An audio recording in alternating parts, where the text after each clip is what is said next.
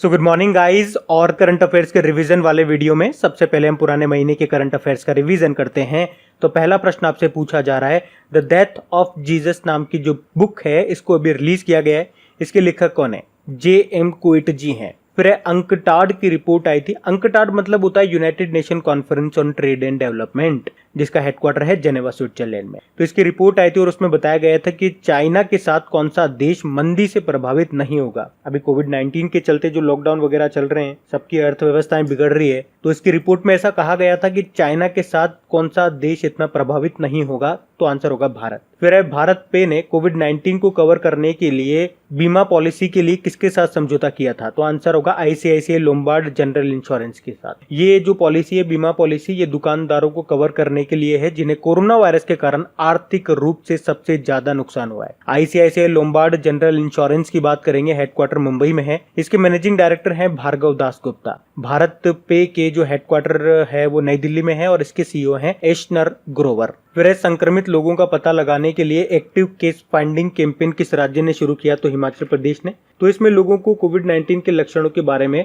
बताया जाएगा ताकि वो समझ सकें कि उनमें इस तरह का कोई लक्षण है या नहीं है। फिर मोदी किचन पहल की शुरुआत की गई कहाँ पे? तमिलनाडु में, तमिलनाडु के कोयम्बटूर में, ताकि लॉकडाउन के समय जरूरतमंदों को खाना मुहैया करा जा सके। तमिलनाडु की कैपिटल चेन्नई है। मुख्यमंत्री है एडापड्डी के पलानी स्वामी और गवर्नर है बनवारी लाल पुरोहित। फिर कोविड-19 के इलाज के रूप में भालू पित्त के उपयोग की सिफारिश की, मतलब बाइल जूस, भालू का पित्त जिसे आप कहते हो अंग्रेजी में बाइल जूस। चाइना ने कहा ऐसा कि बाइल जूस लो, कोविड-19 ठीक हो जाएगा। चाइना, जिसकी कैपिटल बीजिंग है, करेंसी है रेनमिनबी और प्रेसिडेंट है शी जिनपिंग। फिर एक कोरोना वॉच नाम का एक मोबाइल एप्लीकेशन लॉन्च किया किस राज्य की सरकार ने? कर्नाटक ने। संक्रमित व्यक्तियों के मूवमेंट को ट्रैक करने के लिए किया गया था ये। फिर है उड़ीसा दिवस, जिसे उत्कल दिवस भी बोला जाता है। कब मनाया जाता है? 1 अप्रैल को, क्योंकि 1 अप्रैल 1936 को स्थापना हुई थी इसकी।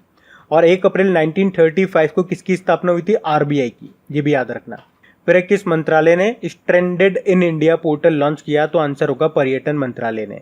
तो जो पर्यटक भारत में अटक गए हैं और लॉकडाउन के कारण कहीं आ जा नहीं सकते हैं, उनकी मदद के लिए ये शुरू किया गया था। हमारे जो पर्यटन राज्य मंत्री हैं वो हैं प्रहलाद सिंह पटेल। फिर विज्ञान और प्रौद्योगिकी विभाग ने किस उत्पाद के निर्माण की साइट टेक पार्क नाम का एक कंपनी के साथ समझौता किया? तो आंसर होगा एयर प्यूरिफायर। तो एक्चुअली इसने एक नई एयर प्यूरिफायर टेक्निक विकसित की है जिसे कोविड-19 के खिलाफ इस्तेमाल किया जाएगा। बढ़ते आगे।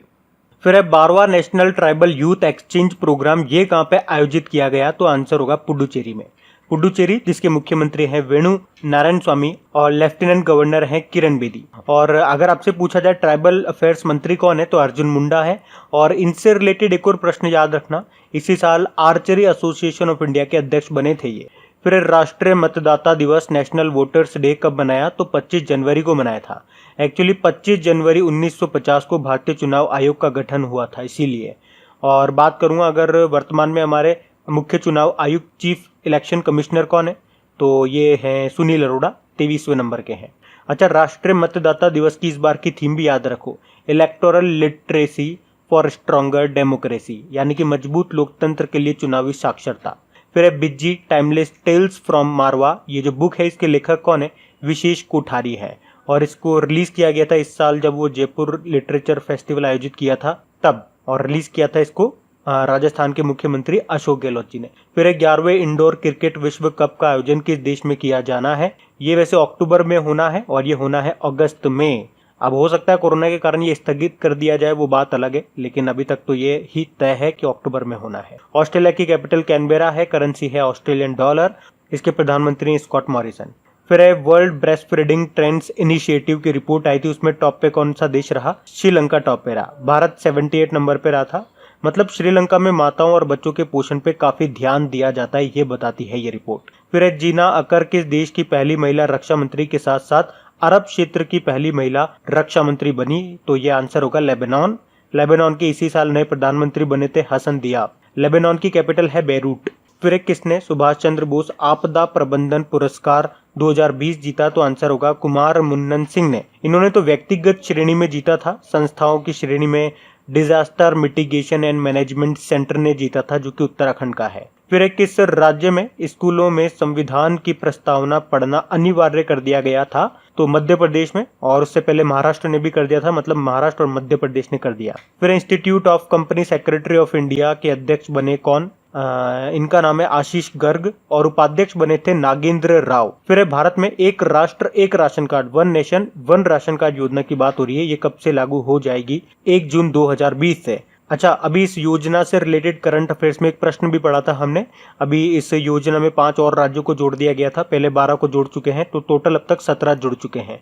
और one nation one ration card होता क्या है, मैं आपको डिटेल में समझा चुका हूँ। अभी बढ़ते हैं आगे। तो चलिए कल के करंट अफेयर्स को भी रिवाइज कर लेते हैं। पहला प्रश्न आपसे पूछा गया था, इंडियन वेटलिफ्टिंग फेडरेशन ने किस देश के उपकरणों के उपयोग पर प्रतिबंध लगा दिया? तो आंसर होगा चाइना। इसके अलावा अभी भारत सरकार ने 59 चाइनीज मोबाइल एप्लीकेशन पे भी बैन लगा दिया है। अच्छा, इंडियन वेटलिफ्टिंग फेडरेशन के प्रेसिडेंट का नाम भी याद रखो, बीरेंद्र प्रसाद बेश्या है। फिर अभी मध्य प्रदेश के राज्यपाल का अतिरिक्त प्रभार एडिशनल चार्जेस किनको मिल गया है? आनंदीबेन पटेल को, जो कि खुद उत्तर प्रदेश के गवर्नर हैं। वैसे मध्य प्रदेश के जो गवर्नर हैं उनका नाम है लालजी दास टंडन, लेकिन मैंने अभी बताया था इनका इलाज चल रहा है, इसीलिए काम अभी संभाल लिया है आनंदीबेन पटेल ने। फिर एक किस राज्य में भारत का पहला लाइकेन पार्क तैयार किया गया है? इसको कवक पार्क भी आप बोल सकते हो। लाइकेन एक तरह का वनस्पति ही होता है, तो इसके संरक्षण और लोगों को इसके बारे में जागरूक करने के लिए ये बनाया है उत्तराखंड में, ये याद रखना है आप। फिर एक किस राज्य या यूनियन टेरिटरी में देश का पहला प्लाज्मा बैंक बनाया गया है? तो ये दिल्ली में बनाया गया है। मैंने आपको डिटेल में समझाया भी था इसका मतलब क्या होता है और क्यों बना रहे हैं इसको। फिर है मलावी में नए राष्ट्रपति कौन बन गए? मलावी एक साउथ अफ्रीकन कंट्री है और नए राष्ट्रपति बन गए हैं लाजरस चकवेरा। मलावी की कैपिटल लिलोंगवे है, करेंसी है मलावियन क्वाचा। फिर राष्ट्रीय सांख्यिकी दिवस नेशनल स्टैटिस्टिक डे 29 जून को मनाते हैं, अपन हर साल मनाते हैं भारत में। और एक वर्ल्ड स्टैटिस्टिक डे होता है, वो हर 5 साल में मनाते हैं, 20 अक्टूबर को मनाते हैं। फिर है संयुक्त राष्ट्र ने केरल के स्वास्थ्य मंत्री को अभी सम्मानित किया है, उनका नाम बताइए। के शैलजा उनका नाम है। और क्यों सम्मानित किया? तो महामारी से निपटने और मृत्यु दर को कंट्रोल करने के लिए जो उन्होंने प्रयास किए हैं उसी के लिए उनको ये सम्मानित किया है। फिर एक किस भारतीय एम्पायर को आईसीसी के एलिट पैनल में शामिल किया गया? तो आंसर होगा नितिन मेनन को। और इस तरह से एलिट पैनल में शामिल होने वाले ये तीसरे भारतीय हैं और सबसे युवा अंपायर भी हैं इसमें शामिल होने वाले, ये पॉइंट भी याद रखना। फिर एक किस मंत्रालय के द्वारा संकल्प पर्व मनाया जा रहा है? तो संस्कृत मंत्रालय के द्वारा, जिसके मंत्री हैं प्रहलाद सिंह पटेल। दमोह मध्य प्रदेश निर्वाचन क्षेत्र है और 28 जून को शुरू हुआ ये पर्व, जो कि चलेगा 12 जुलाई तक। एक तरह का वृक्षारोपण अभियान है ये। इसमें क्या होगा, जो कार्यालय हैं, जो ऑफिसेज होते हैं, उनमें आपको 5 पेड़ लगाने हैं। फिर एक किस राज्य सरकार ने किल कोरोना अभियान शुरू किया? किल कोरोना मतलब कोरोना को मार दो, तो ये शुरू किया मध्य प्रदेश सरकार ने। डोर टू डोर यहाँ पे परीक्षण सर्वे किया जाएगा। फिर है भारतीय नौसेना में एक उन्नत श्रेणी का एंटी टॉर्पिडो डिकॉय सिस्टम अपने बेड़े में शामिल किया अभी भारतीय नौसेना ने। क्या नाम है उसका? उसका नाम है मारीच। फिर है फोन पे ने यूपीआई मल्टी बैंक मॉडल के लिए समझौता किया किस बैंक के साथ में? आईसीआईसीआई बैंक के साथ में। मतलब इसमें जो फोन पे यूजर है वो फोन पे एप्लीकेशन पे यस बैंक और आईसीआईसीआई बैंक के हैंडल के साथ कई सारे यूपीआई आईडी बना सकते हैं और उन्हें यूज भी कर सकते हैं। आईसीआईसीआई का हेडक्वार्टर आपका मुंबई में पड़ेगा और एमडी के संदीप बख्शी हैं। और बेंगलुरु में है फोन पे का तो हेडक्वार्टर, और समीर निगम यहाँ के सीईओ हैं। बढ़ते हैं आगे।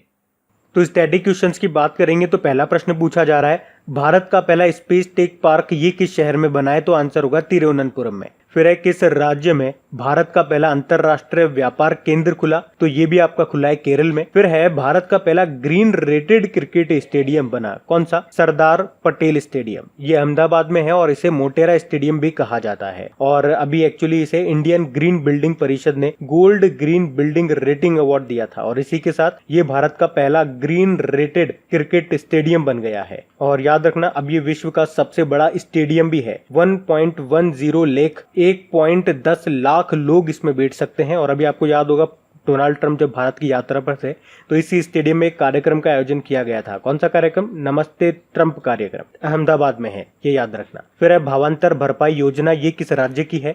तो ये तो आपके हरियाणा की है, लेकिन इसी से मिलती जुलती एक और योजना है भावांतर भुगतान योजना, वो आपके मध्य प्रदेश की है। और ये कंफ्यूज करने वाला प्रश्न बन सकता है, तो आप इसको स्पेशली याद रखना। फिर है दिल्ली विधानसभा के नए स्पीकर कौन बन गए थे, तो निवास गोयल बन गए थे। और वैसे जो दिल्ली पुलिस आयुक्त हैं उनका अतिरिक्त प्रभार भी दिया गया था, किसको, SN श्रीवास्तव को दिया गया था। फिर है कमलांग टाइगर रिजर्व, ये आपका कहां पर है, ये आपका अरुणाचल प्रदेश में है। फिर है बटियाली, ये किस राज्य का लोकगीत है, बटियाली है आपका पश्चिम बंगाल का। फिर है एशेज सीरीज का संबंध किस खेल से है, तो ये क्रिकेट से है और ये सीरीज होती है ऑस्ट्रेलिया और इंग्लैंड के बीच में। फिर है भारत के अभी नए वित्त सचिव फाइनेंस सेक्रेटरी कौन बने, अजय भूषण पांडे बन गए थे। बढ़ते हैं आगे, तो इंपॉर्टेंट डेज की बात करेंगे तो पहला प्रश्न है राष्ट्रीय हथकरघा दिवस, ये हमने कब मनाया, तो आंसर होगा 7 अगस्त को। फिर है वर्ल्ड बायोफ्यूल डे यानी कि जैव ईंधन दिवस, ये हम मनाते हैं 10 अगस्त को। और आप जानते भी होंगे 10 अगस्त को अंतरराष्ट्रीय शेर दिवस भी मनाया जाता है। और अगर आपसे पूछा जाए ना कि जैव ईंधन नीति को लागू करने वाला पहला राज्य कौन सा था, तो फिर आपका आंसर होगा राजस्थान। फिर है विश्व मानवतावादी दिवस यानी कि वर्ल्ड ह्यूमैनिटेरियन डे,